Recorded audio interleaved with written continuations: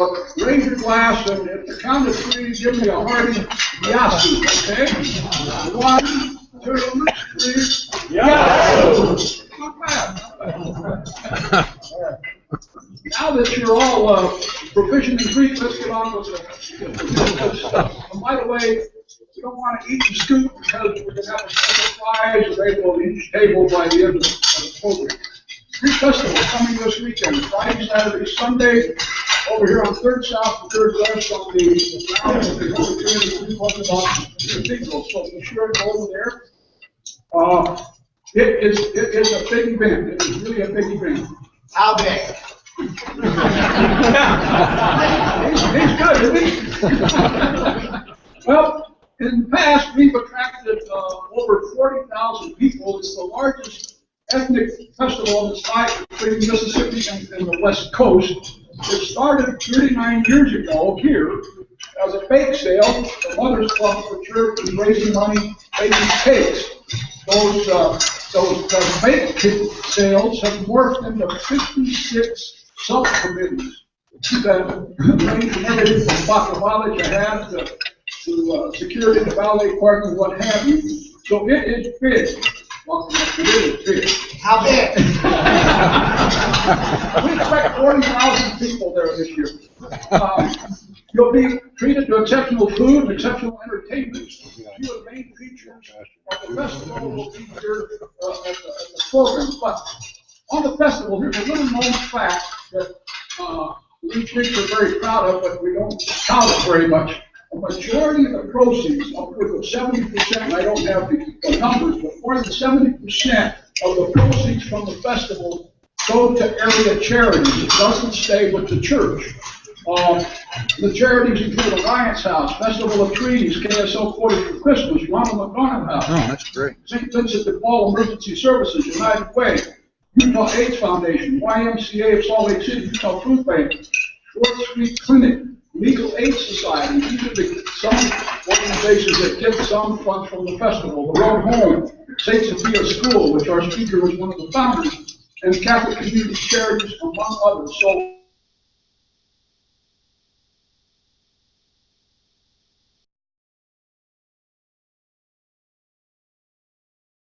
two factoids that you may not be aware of, the grocery list. That's very impressive. To get ready for the festival's crowd, 220 pounds of legs of lamb, 2,350 pounds of feta cheese, 2,000 pounds of calamari, squid, 23,000 pieces of pita bread, 1,350 pounds of honey, 420 pounds of yogurt, 2,250 pounds of flour, 222 pounds of almonds, 2,700 pounds of butter, and 4,000 pounds of gyro meat, keto meat as we call it.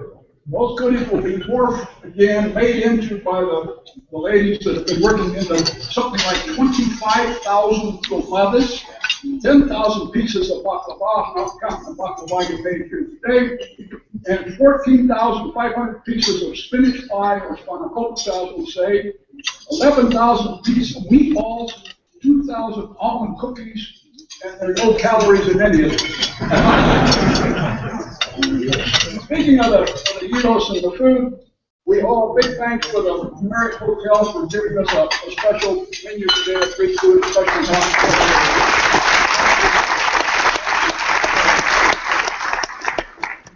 all this talk of food brings us to one of the features today, amazing transformation of Greek food from the quiet, private homes of Salt Lake into the broader restaurant scene. It is quite a phenomenon, and it's going to be explained to us very, very succinctly and knowledgeably by our speaker, Elaine Bapis. Elaine is an adjunct professor of American history, literature, and film. She's an educator. She's been an educator most of her career, and she's taught at Westminster College and at the University of Utah Utes. She received her MA in English and a PhD in American history, also from the U. She has published a cultural history of film entitled Camera and Action, American Film as Agent of Social Change, 1965-1975. Her published articles appear in Landscape of Hollywood Westerns, Eco-Criticism in the American Film Genre, and our articles have also appeared in the Utah Historical Order. She is about to have an article published called Utah Foodways, and her chapter will be about the very topic here today, the evolution of Greek food from the home into the broader restaurant scene. So part of the Greek festival will be good food. We will hear about how it got to be part of the festival and all the restaurants around town. I give it to Elaine Bapis. Thank you.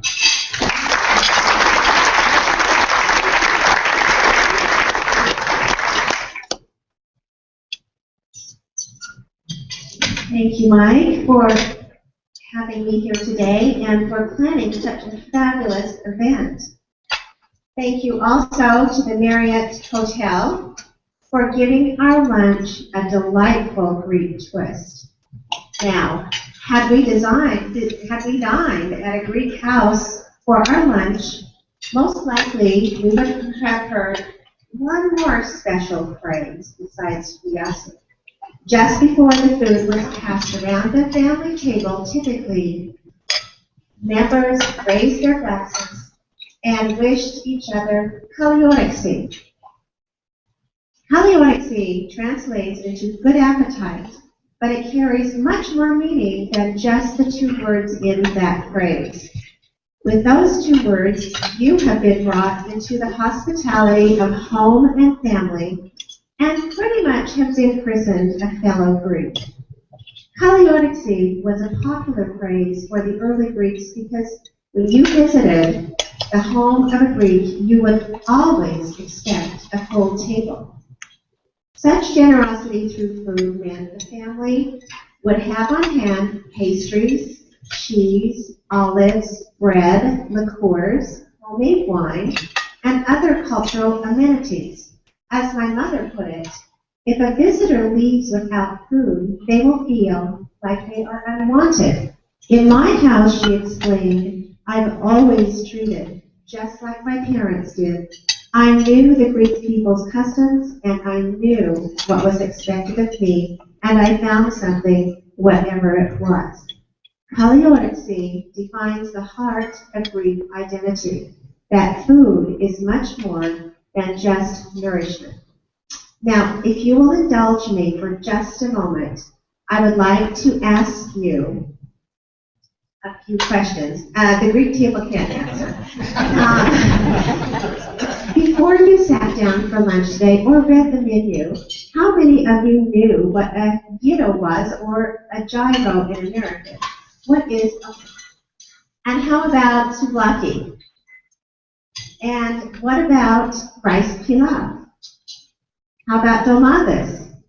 Spanakopita, pastiso, moussaka, and how about baklava? Okay, I know the answer to that. And what about the trendy Greek yogurt that we see all over the place now? Great. Imagine that just 50 years ago, those items were not part of our local culture and rarely appeared on a menu at a restaurant, nor were they available in drive-in windows. But that doesn't mean Greek cuisine didn't exist. So much did cuisine define who Greeks were that early immigrants opened boarding houses, coffee shops, and restaurants to serve their fellow Greeks, mostly the bachelors working in the mines. These places offered the promise of hospitality and fellowship through food. And basically, it was as much feeding the soul as it was the body. You could find Greek food in Price, Ogden, and Salt Lake City, where there was enough demand to offer specialty items for patrons. Bill's Cafe of Price, Utah, was the place to go for the best lamb in town. In Bingham and Leadmine, Greeks owned grocery stores that supplied a few traditional items for home cooking. The Pan-Hellenic, the Independent, and Bingham Grocery were just a few of the food and mercantile businesses started by Greeks in the copper mine area, where patrons could get a smattering of ingredients for Greek dishes. One vendor in Price sold food to outlying areas out of his truck.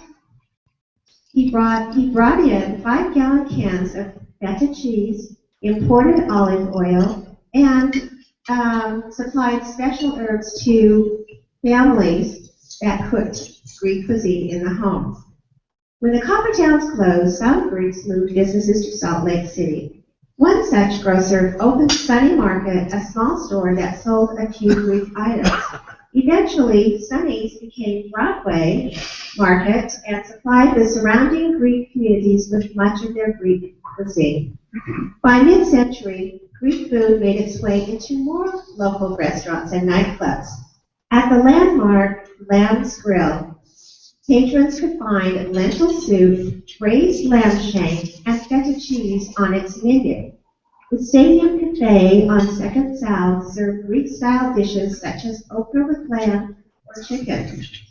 During the 1960s, Andy Luris's My Wife's Place offered a full Greek menu on Wednesdays, complete with linen service, where Greek University of Utah law students and others enjoyed such menu items as dolmades, roast lamb, lamb chops, stuffed calamari, green beans, and oven-roasted potatoes.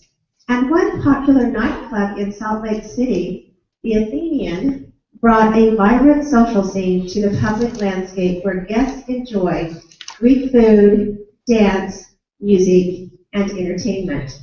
Before you knew it, Utahns soon found rice pilaf, lamb souvlaki, village salad, and egg lemon soup complementing their main courses. And we can't forget about the contributions of Utah's Greek women. Greek women helped develop a public palate for Greek desserts when they took their culinary art to the streets by mid-century. Ogdenites made pastries and bread to sell at bake sales in front of JCPenney's and the Bon Marché on Washington Boulevard. When repeat customers asked for more, women organized the annual bazaar held at their church halls. They advertised and watched non-Greeks come year after year to buy baklava, koulevedes, melmokarada, kularakia. We knew the public liked our sweets, but we were not so sure about lamb on a spit, squid, gyros, and spanakopita. Yet, somehow, what Greek immigrants brought here over 150 years ago has made it into the hearts and minds of Utah. But it would take something extraordinary to get those dishes into the public psyche for good. And that happened in American society in the 1970s. It was the Cultural Revolution that re-identified America as a mosaic, multicultural and multi-ethnic. Utahns became peoples of Utah, and not just pioneers of Utah. Now, I must say, those of us who grew up before the multicultural explosion were a bit baffled. Just as we became pure American, it was now popular to be ethnic. But we didn't mind. We saw a chance to open our doors with food in hand. What was ordinary in Utah Greek homes and fellowship halls was now exotic and socially relevant to Utahns, and Greeks were ready.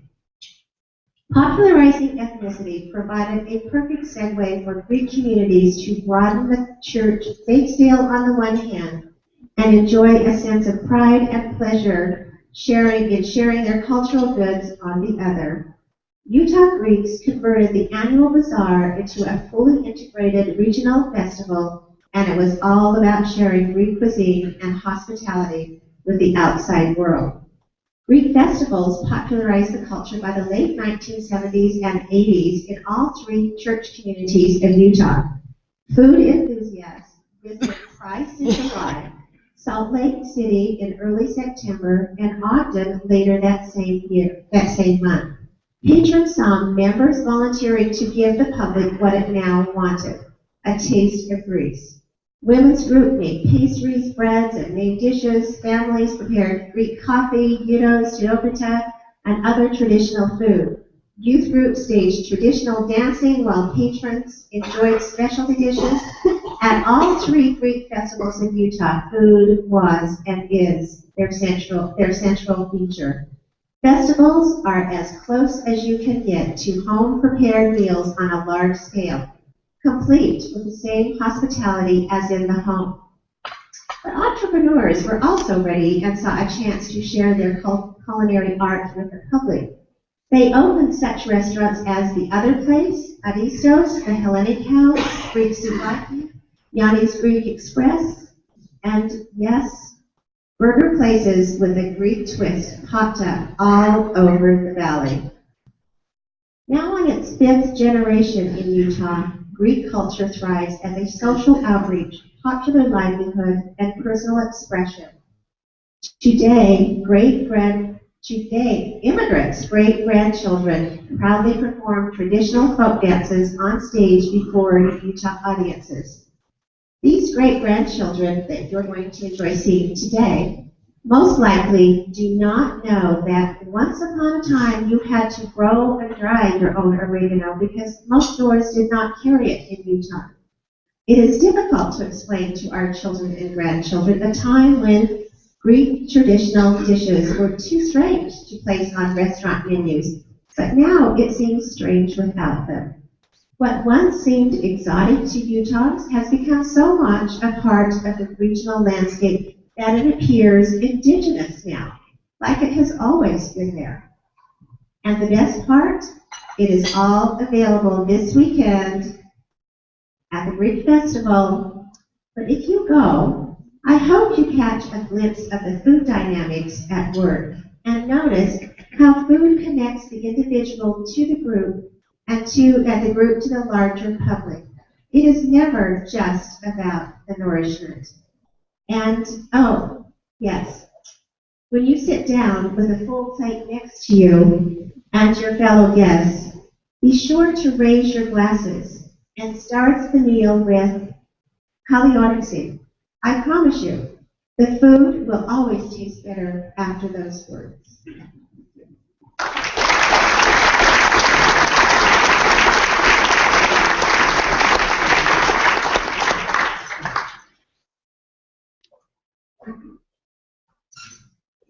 Thank you, Elaine. Boy, I learned some things myself, and I thought I knew all about that stuff. Anything over peanut butter is over my head. Quickly, a little side story. She mentioned Andy Burris and my wife's place down here on 17th and 5th South. A quick little story. You ever wonder how that name came about? Well, when Andy was building the place, he was ready to open it. The Coors truck driver, Tuffy Marks, M&M Distributing, delivers the first batch of beer.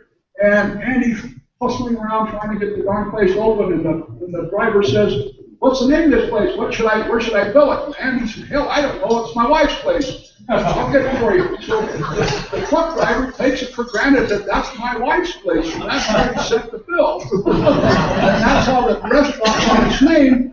But now a subchapter, Andy and his wife later get divorced, okay? She keeps the restaurant, and that's why now the restaurant is known as my ex-wife's place. Little Greek culture there. Along with the food of Elaine, thank you very much. Very enlightening. The other major feature of the festival is the dance groups. There are some 5 different dance groups that perform throughout the day, throughout the festival. Different age groups all the way up to college. And we were hoping to get some college kids today, but it's a little bit tougher.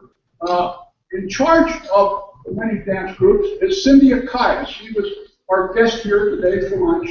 She's been an instructor of the Greek culture, handing down the Greek dances from generations, hundreds and hundreds of years, teaching the local kids how to continue this tradition, this culture. Interesting, and maybe Cynthia will talk on it, but the different parts of Greece have different kinds of dances, different kinds of music. Cretan dance is very peppy. Up northern Greece, they're different, slower.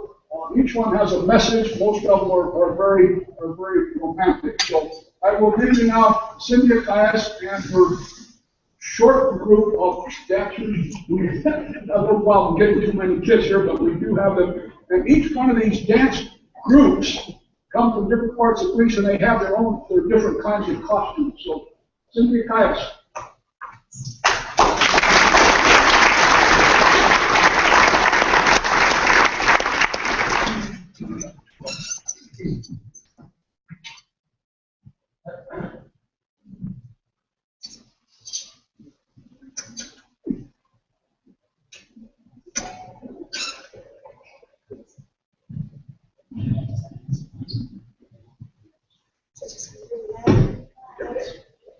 I have a really loud Greek voice.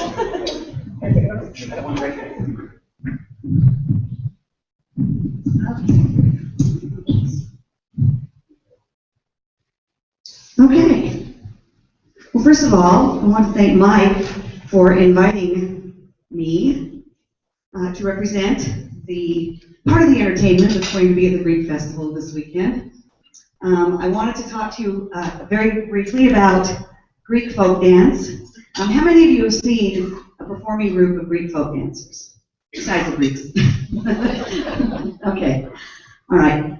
We actually, and I have to start with a small apology, we had a much larger group, but since schools all started just now, and most of these kids are AP students, and they take multiple AP classes, and the college age group has work and college.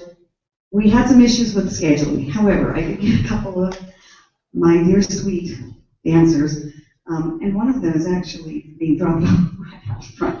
So hopefully she'll get here in just a moment, but if not, we'll go ahead and start. I wanted to talk to you quickly about the start of the dance program, the Greek folk dance program in Salt Lake City began in 1972 at the hands of a man named Dr. Nikos Metalinos. He was on his way from Greece to San Francisco, sort of got stopped in Utah. Apparently he met somebody, stayed a little longer than he planned, and a few years later he was still here, and he started a dance group called Dionysus. Now they are now the college age group, but at the time they were the only group. From that beginning group, which I'm proud to say I was a member of for, gosh, almost 9 years, we have now, as the generations have grown, we ended up adding 4 other dance groups. We have the Olympian dancers, which are 7th and 8th graders, which is the group that I actually teach. We have 9th and 10th graders, they're called the Athenians, and then we have the 11th and 12th graders, who are the Parthenon dancers. So when you put the Olympian, Parthenon, and Athenian together, you get a big group called OPA. And we actually have about 80 kids throughout those 3 groups. On top of that, Dionysus, the college age group, they have approximately almost 35, 40 children, sorry, they're young adults. Okay. We perform all over the Intermountain West. We do the festivals in Price, we do the festivals in Ogden. Next weekend, after our festival, the Dionysus group will be going to Pocatello. We've done Grand Junction and Reno. We dance from all different regions of Greece, the islands and the mainland. And somebody asked me, well, why is Greek dancing so different? One of the things that's so great about Greek dancing is you don't necessarily need a partner, although there are dances that involve partners. The beauty of Greek dance is it can not only be performed in choreography as a show, but it also is great at a party. And we dance at weddings, we dance at baptisms, we dance at name days, which in Greece are bigger than birthdays. They are actually the patron saint of the person who's celebrating, and it's a huge feast day, it's a huge party. The only thing we don't dance at pretty much is a funeral, understandably. The beauty of dancing at a party on a social level is that you don't need, again, to be asked to dance. And it's a great way to meet people because you just watch for the person that you want to meet as they go around in the circle and you jump in. And I actually have a cousin who met her husband that way because I said, he's cute, go there. And she did. And they've been married for 20 years. So, Greek dance started as storytelling, and then music was added, and movement after that. A lot of the dances portray love songs or courtship. A lot of the dances portray warriors getting ready for battle. Depending on the region of Greece, If the dances are from the southern part of Greece, which is warmer climate, the main occupations are fishing and sponge diving. They're right on the ocean. So the fabrics of the costumes, the colors of the costumes are all lighter, and so are some of the steps. On the other hand, if you go toward the northern region of Greece, it's very mountainous. The main occupation is farming. You've got shepherds there. The people are very into the earth, so a lot of the costumes are darker in colors. They're heavier in fabric, and the dances also reflect that into the earth feeling. Let's see. I want to make sure that I invite you to clap and cheer if you see something that you like. Again, these are a couple of our dancers. We also have one more that just came in. Thank you for sure. They are going to be performing, if time allows, 3 dances. We've got, we'll start with 2 and see where we go time-wise. Okay? So the first dance that they're going to do is the Kalamaterno. It's the actual national folk dance of Greece. All of the dances have similar steps, but vary from region to region and from the mainland to the island. I think that's pretty much in a nutshell what I have to say. I hope you enjoy the performance, and I really would love to see all of you at the Greek Festival. The dancers perform non-stop, starting on Friday until Sunday night. Well, the girls' names. I'm going to let them introduce themselves. Oh, hi, I'm Mary Nichols. Thanks for having us come here today, and I'm in the Parthenon dance group. Hello, I'm Sophie Robertson, and I'm in the Olympian dance group. Hi, I'm Patricia Wurst, and I'm also in the Parthenon dance group. Okay, so sit back and enjoy, and please feel free to clap and cheer, and you can yell "Opa," which is sort of saying yippee yahoo. Yasu. Thank you. Awesome. We have a tech person with us here. I'm not the technical person of the group. It should just be on the phone. Oh, did you say that?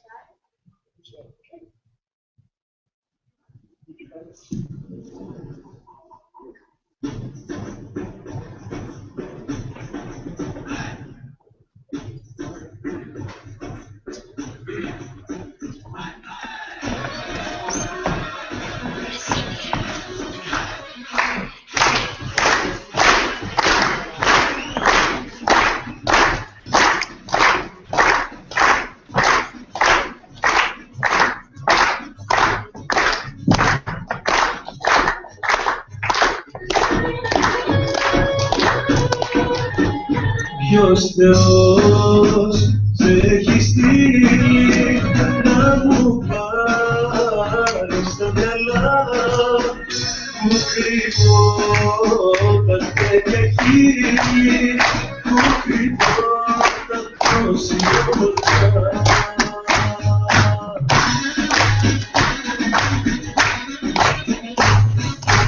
Όρεψε καρδιά μου να σε καμαρώσω κι όλα να σταυρώσω και να φέρω την αρχή. Όρεψε καρδιά μου η χαρά μου νιώσε έκλεισε μ' απόψε κάνε με να τρελαθώ.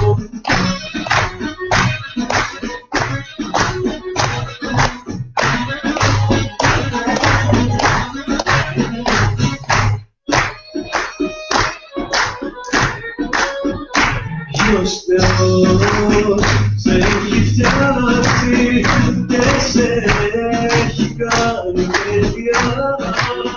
Σε κοιτώ όλη τη μέρα και δεν βρίσκω τέλεια.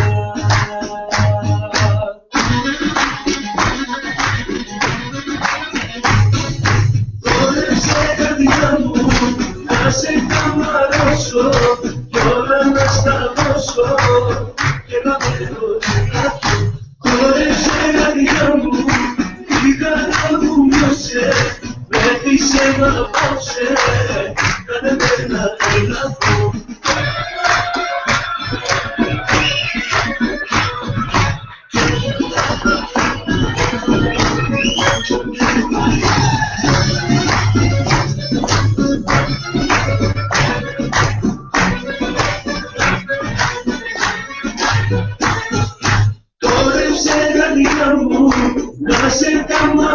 poso, τώρα μες στα δώσω και να μένω την αρχή. Χόρεψε καρδιά μου, η χαρά μου νιώσε, πέτυσε μ' απόψε, κάνε με να τρελαθώ.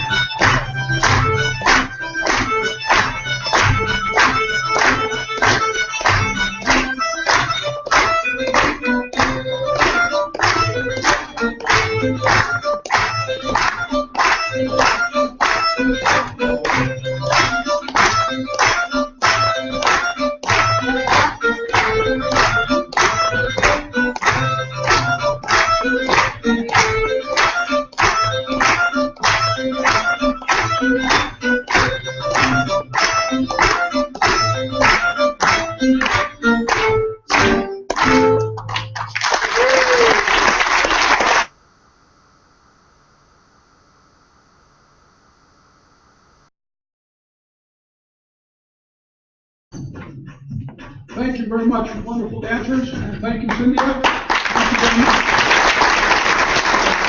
We really appreciate it. That's a very small taste of what will be at the Greek Festival this week. Speaking of taste, you all got a piece of baklava on your table. On each table, there is one lucky baklava dish. It's got a coupon on it for some food at the Greek Festival, so take a look under your baklava plate and see if there's a one that's got a little coupon for the studies at the Greek Festival. There's a letter here. Thank you very much. I give it back to you deserve it. Thank you very much. One for you, Leslie. Thank you, Mr. President. Thank you, Michael, and thanks to all who've made the program a success. We stand adjourned. Hold on. Next week, we're here at the Marriott. Chris Hill, University of Utah Athletic Director. Should be a good, great program. Thank you very much. We stand adjourned. Thank you.